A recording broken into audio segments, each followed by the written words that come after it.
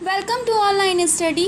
आज की online study में हम लोग आईईसी में लेसन 1 का नेक्स्ट टॉपिक पढ़ने वाले हैं, जिसका नाम है इल्यूमिनेशन कंट्रोल या लैम्प डिमर यूजिंग डायक ट्रायक। अब इस टॉपिक का मतलब पहले समझेंगे, मतलब कि किस तरीके से आप डायक या ट्रायक का यूज़ करके लैम्प के इल्यूमिनेशन को कंट्रोल करते हो। ठीक है, तो यहाँ हमें यही चीज़ देखना है कि हम कैसे लैम्प लोड के इल्यूमिनेशन को कंट्रोल करते हैं। इल्यूमिनेशन का मतलब हो गया है लाइट। ठीक है, तो ये चीज़ें कैसे कंट्रोल करेंगे वो चीज़ें देखना है। तो इसको करने के लिए करते क्या है कि जो रेजिस्टेंस लगा है, इस रेजिस्टेंस को वेरी करके हम लैम्प के इंटेंसिटी को कंट्रोल करते हैं। ठीक है, इस रेजिस्टेंस को वेरी करा करके हम लैम्प की इंटेंसिटी को कंट्रोल करते हैं। अब यही चीज़ देखना है कि कैसे। ठीक है, तो सबसे पहले देखिए कि सर्किट में है क्या क्या चीज़। अब देखो यहाँ पे एसी सप्लाई है। ठीक है, यहाँ पे लैम्प लोड कनेक्टेड है। अब लैम्प लोड है, यहाँ पे तो लोड के रूप में लैम्प मैंने लगा दिया है। कहीं कहीं ऐसा हो जाएगा कि इस लोड के जो लैम्प की जगह पे, इस लैम्प की जगह पे हीटर भी कनेक्टेड होंगे, फ़ैन भी कनेक्टेड होंगे, कुछ भी कनेक्टेड हो सकते हैं। बट यहाँ मैंने लैम्प को एग्जाम्पल के रूप में लिया हुआ है।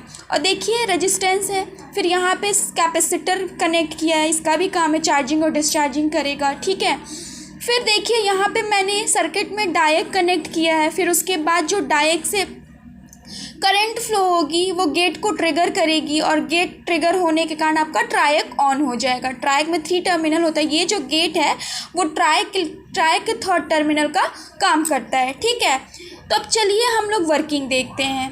फर्स्ट स्टेप, एसी के पॉजिटिव हाफ साइकिल। सबसे पहले एसी का पॉजिटिव हाफ साइकिल में देखते हैं होता क्या है। जब एसी का पॉजिटिव हाफ साइकिल आता है तो आपको पता है प्लस माइनस। ठीक है, तो इस केस में देखिए होता क्या है कि रेजिस्टेंस आर और कैपेसिटर के थ्रू, यानी कि इस रेजिस्टेंस आर और कैपेसिटर के through less amount of current flow होती है। Less amount of current flow होती है, ये डिसाइड करने के लिए रेजिस्टेंस को हम लोग वेरी कराते हैं। रेजिस्टेंस को थोड़ा ज़्यादा रखेंगे, ठीक है, इसकी वैल्यू को हम थोड़ा ज़्यादा रखते हैं जिससे कि थोड़ा ये धीरे धीरे चार्ज करे और लेस अमाउंट में करंट फ्लो होती है। और लूप देखिए, ये फर्स्ट लूप है ना, इस तरीके से करंट का फ्लो होता है। अब देखिए होगा क्या, जैसे जैसे आपका धीरे धीरे कैपेसिटर चार्ज होता जाएगा, फुल्ली चार्ज हो जाएगा। और चार्ज के टाइम में देखिए इसका मतलब चार्जिंग, अगर हम अपर मतलब कि टॉप वाले प्लेट की बात करें तो यहाँ पे पॉजिटिव चार्ज, और अगर हम बॉटम वाली प्लेट की बात करें तो नेगेटिव चार्ज। जैसे फुल्ली चार्ज हो जाएगा वैसे ही होता क्या है कि ये जो डायक है, डायक को वो वोल्टेज ऑब्टेन हो जाएगा जिससे कि ये ब्रेक डाउन कर जाए। अब जैसे ही डायक को वोल्टेज ऑब्टेन हो जाएगा तो इसके कारण होता क्या है कि गेट को ट्रिगर करने के लिए जो करंट चाहिए, गेट भी ट्रिगर कर जाता है, क्योंकि गेट को ट्रिगर करना हमें, गेट को करंट मिल गया। अब जब गेट को करंट मिल जाएगा तो आपका ट्रायक भी क्या करेगा, ऑन हो जाएगा। ठीक है, अब देखिए करंट का जो फ्लो होगा वो कैसे होगा, वो इस तरह लैम्प लोड होते, ट्रायक होते, इस तरीके से अपना पाथ कंप्लीट करता है। ठीक है, फिर से मैं इस चीज़ को एक्सप्लेन करना चाहूँगी कि एसी के पॉजिटिव हाफ साइकिल में रेजिस्टेंस आर और सी के थ्रू बहुत ही less amount of current flow होता है, जिसके कारण आपका कैपेसिटर चार्ज करता है। ठीक है, जब कैपेसिटर पूरी तरीके से चार्ज कर जाता है तो डायक के अक्रॉस वो वोल्टेज ऑब्टेन हो जाती है जिससे कि आपका गेट ट्रिगर हो जाए। अब गेट को ट्रिगर, मान लीजिए कि जो गेट को ट्रिगर करने के लिए कुछ ना कुछ तो आपको एंगल रखना पड़ेगा, तो अल्फा इक्वल्स टू 19 पर ट्रिगर किया गया है। आपको बच्चों के दिमाग में एक क्वेश्चन आता है कि क्यों अल्फा इक्वल्स टू 19 पे ट्रिगर करना है। तो हमने लिया है कि अल्फा पे हमने अल्फा इक्वल्स टू 90 डिग्री पर ट्रिगर किया, तो ये मैथमेटिकल कैलकुलेशन होता है कि इस तरीके से आर और सी की वैल्यू रखते हैं कि उतने पे वो आपका डायक जो है वो ऑन हो जाए, उसको वोल्टेज प्राप्त हो जाए, और जिसके कारण कि जो हमें अल्फ़ा मिलनी चाहिए गेट को ट्रिगर करने के लिए वो 90 मिलनी चाहिए।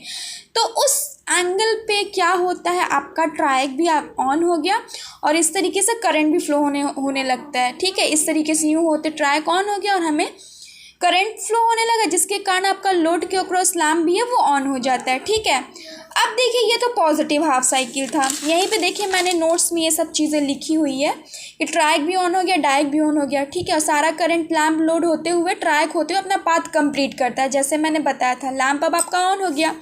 चलिए नेगेटिव हाफ साइकिल की मैं बात करती हूँ। अब मान लीजिए नेगेटिव हाफ साइकिल आया, तो नेगेटिव हाफ साइकिल के केस में ये माइनस और ये प्लस हो गया, ठीक है। उस केस में देखिए होता क्या है कि कैपेसिटर क्या करेगा, अब रिवर्स डायरेक्शन में चार्जिंग करेगा, यानी कि अब कैपेसिटर का जो बॉटम वाला प्लेट होता है वो पॉजिटिव होगा और टॉप वाले प्लेट जो होंगे वो नेगेटिव होंगे, ठीक है। जब ये रिवर्स डायरेक्शन में पूरी तरीके से चार्ज कर जाता है, तब आपका डायक जब पूरी तरीके से चार्ज कर जाता है तो इस चार्जिंग वोल्टेज के कारण ये जो डायक है उस समय वोल्टेज वो ऑब्टेन कर लेता है, जिससे कि ये ऑपरेट हो सके, ठीक है। जब इस यानी ऑपरेट होने का मतलब कि ब्रेक डाउन कर जाए, ठीक है। अब इसके बाद जब ये वोल्टेज ऑब्टेन कर लेगा तो गेट को ट्रिगर करने के लिए करंट मिल जाती है। नेगेटिव हाफ साइकिल में हम अल्फ़ा की वैल्यू मतलब इस तरीके से मैथमेटिकल सेट करेंगे कि अल्फ़ा की वैल्यू कितनी होनी चाहिए, 270 डिग्री होनी चाहिए। तो इस पर क्या होता है, आपका ट्रायक भी ऑन हो गया, और ट्रायक ऑन हो गया तो यहाँ पे भी आपका फिर से ट्रायक होते, लैंप लोड होते, करंट फ्लो होता है और लैंप आपका ऑन हो जाएगा, ठीक है। यानी पॉजिटिव हाफ साइकिल में भी नेगेटिव हाफ साइकिल में। तो इस तरीके से आपका लैंप जो है वो वर्क करने लगता है, ठीक है। अच्छा, एक चीज़ मैं आप लोग को बताना चाहूँगी कि जब आपका पॉजिटिव हाफ साइकिल में कैपेसिटर फुल्ली चार्ज हो गया था तो इस तरीके से करंट फ्लो हो रही थी, तो वो डिस्चार्जिंग जब जो वोल्टेज मतलब कि चार्ज कर ले तो वो डिस्चार्जिंग करंट मतलब फ्लो होने लगती है, जिसके कारण आपका डायक क्या होता है वो ऑन हो जाता है, ठीक है। तो ये तो था आपका किस तरीके से चार्जिंग और डिस्चार्जिंग के केस में हमें प्राप्त होता आउटपुट। तो ये देखिए इनपुट वेवफॉर्म के थ्रू हमने दिखाया है यहाँ पे इस तरीके से 0 से लेकर के पाई, ठीक है। पॉजिटिव हाफ साइकिल पाई से लेकर 2 पाई तक, negative half cycle alpha is equals to 90 degree है ना। तो आउटपुट वोल्टेज को आप देखो कि alpha is equals to 90 degree पर क्या हुआ था, ऑन हुआ था ना आपका ट्रायक, जिसके कारण लोड में हमें लोड के अक्रॉस आउटपुट करंट फ्लो हो रही थी और क्या था, लैंप जो ऑन हो गया था। तो यहाँ से ये आउटपुट केवल आउटपुट यहाँ से यहाँ तक वर्क कर रहा है, ठीक है, 90 से लेके पाई तक, है ना। अब उसी तरीके से आप देखोगे नेगेटिव हाफ साइकिल में भी यहाँ पे क्या, ये 270 डिग्री मैंने अल्फ़ा इज इक्वल्स टू कितना लिया है, 270 डिग्री पर आपका ट्रायक ऑन हुआ था और इस तरीके से करंट सर्किट में फ्लो हो रही थी ट्रायक होते हुए, लोड होते हुए। तो ये यहाँ से यहाँ तक का वोल्टेज मतलब इस तरीके का आउटपुट हमें प्राप्त हो, ये वोल्टेज वेव फॉर्म दिखाया गया है, ठीक है। अब जो सर्किट है इल्यूमिनेशन कंट्रोल का, यहाँ पे मैंने लैंप का यूज़ किया है, बट आप लैंप की जगह हीटर का भी यूज़ कर सकते हो, फ़ैन रेगुलेटर का भी यूज़ कर सकते हो, बाकी सारी चीज़ें वैसी ही रहेगी। चलिए तो अब हम नेक्स्ट टॉपिक पढ़ते हैं SCR में, वो है dV/dt प्रोटेक्शन ऑफ SCR, ठीक है।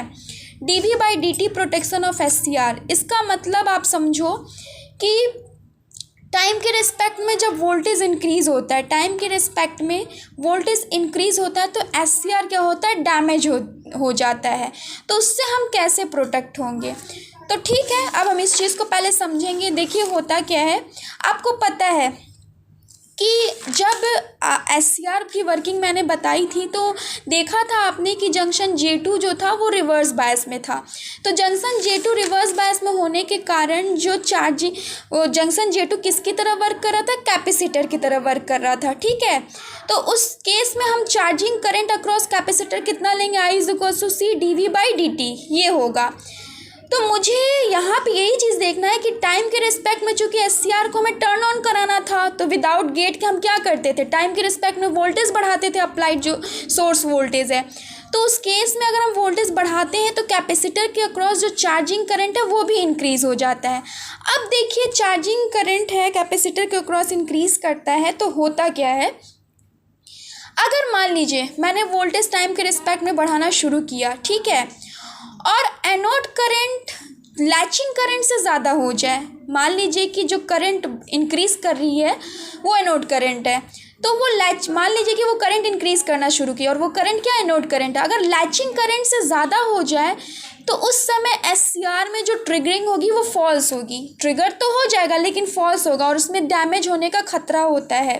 ठीक है, ये चीज़ मैंने उस समय भी बताया था कि विदाउट गेट करंट दिए भी हम सोर्स के पास वोल्टेज इंक्रीज़ कर देते थे तो क्या होता था, आपका SCR टर्न ऑन तो हो जाता था लेकिन जलने का खतरा होता था। वो क्यों होता था, उसके पीछे यही रीज़न है। ठीक है, कि मतलब एनोड करंट जो जंक्शन J2 था उसके अक्रॉस जो चार्जिंग करंट है वो इतनी इंक्रीज़ हो गई और उसको हमने एनोड करंट लिया तो वो इतनी इंक्रीज़ होने लगती है जिसके कारण कि आपका फॉल्स ट्रिगरिंग हो जाता है। ठीक है, और फॉल्स ट्रिगरिंग के कारण जो SCR है उसको बर्न करने का खतरा होता है। तो इस चीज़ से प्रोटेक्ट करने के लिए हम लोग करते क्या है, स्नबर सर्किट का यूज़ करते हैं। ठीक है, स्नबर सर्किट होता क्या है, it is a RC series circuit connected in parallel with SCR। ठीक है, RC सर्किट होता है जो कि SCR के पैरेलल में कनेक्टेड होता है। अब ये चूँकि कैपेसिटर यहाँ पे दिया हुआ है, कैपेसिटर की क्या प्रॉपर्टी होगी, कैसे ये मतलब कि जो वोल्टेज में इंक्रीज़ हो रहा है उससे SCR को प्रोटेक्ट कर रहा है। देखिए, कैपेसिटर की जो प्रॉपर्टी होती है कि वो वोल्टेज को सडन चेंज नहीं होने देता, इस बात को आप ध्यान से समझ लेना। आप देखिए होता क्या है, ये क्या करता है ना कि जो कैपेसिटर है, मान लीजिए कि थायरिस्टर को क्रॉस वोल्टेज इंक्रीज़ करिए। सबसे पहले आप क्या करते हो, यहाँ पे वोल्टेज हमने दिया पॉजिटिव हाफ साइकिल की, चलो पॉजिटिव का ही ले लो। तो कैपेसिटर क्या कर रहा है, चार्ज कर रहा है। ठीक है, इस तरीके से चार्ज करता है तो इस डायरेक्शन में करंट फ्लो हो रही है, चार्जिंग किया। फिर से धीरे धीरे हम वोल्टेज बढ़ा रहे हैं तो वोल्टेज के कारण वही है, एनोड करंट की वैल्यू अगर लैचिंग करंट से बढ़ जाएगी तो फॉल्स ट्रिगरिंग होगी। लेकिन यहाँ एक होती क्या चीज़ है कि जब ये पूरी तरीके से चार्ज कर लेता है तो उसके बाद ये डिस्चार्ज भी तो करेगा। ये रिवर्स बायस में यूँ डिस्चार्ज करने लगता है, यानी टोटली मिला के चार्जिंग और डिस्चार्जिंग के कारण ये सडन चेंज नहीं होने देता है वोल्टेज को। ठीक है, जब जहाँ चेंज होना चाहिए वो चेंज, जैसे ही चेंज की बात होती है तो तुरंत इसकी डिस्चार्जिंग होना शुरू हो जाती है। यही रीज़न है कि स्नबर सर्किट के थ्रू वो मतलब SCR को ज़्यादा वोल्टेज से टाइम के रिस्पेक्ट में जो वोल्टेज इंक्रीज़ कर रहा है उससे आप क्या कर सकते हो, सेव कर सकते हो। तो ये तो था dV/dt protection of SCR।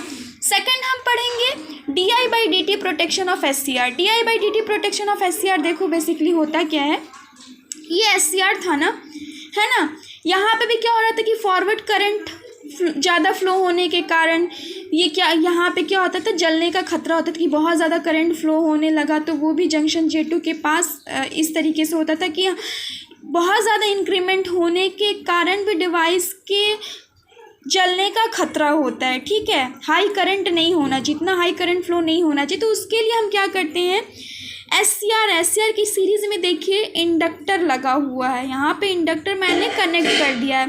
Inductor connect करने के पीछे रीज़न क्या है, सबसे मेन रीज़न है कि इंडक्टर क्या करेगा, डिवाइस में जो सडन चेंज होंगे करंट में उससे सेव कर लेगा। ये डिवाइस में जो सडन चेंज होंगे करंट में वो उससे प्रोटेक्ट करता है। ठीक है, तो अब देखते हैं होता क्या है। यहाँ पे आप देख लो, यहाँ पे लिखा हुआ है कि इंडक्टर की प्रॉपर्टी होती है कि वो एक सडन करंट चेंज नहीं होने देता है जब लार्ज करंट अपीयर होता है। ठीक है, जब इसमें लार्ज करंट अपीयर होता है तो उस केस में क्या करता है, इंडक्टर क्या करता है, चार्जिंग और डिस्चार्जिंग के थ्रू, ये भी इसमें भी मतलब ये ½ Li² के फॉर्म में स्टोर करके रखा रहता है। ठीक है, तो उसके कारण भी ये प्रॉब्लम नहीं आती है, तो करंट जो तुरंत इंक्रीज़ करना चाहिए वो नहीं हो पाता है। ठीक है, तो इस तरीके से हमें करना। बाकी dI/dt प्रोटेक्शन ऑफ SCR, ये जो सर्किट मैंने बताया इसकी बहुत ज़्यादा डेप्थ एनालिसिस है, बट आपके सिलेबस के अकॉर्डिंग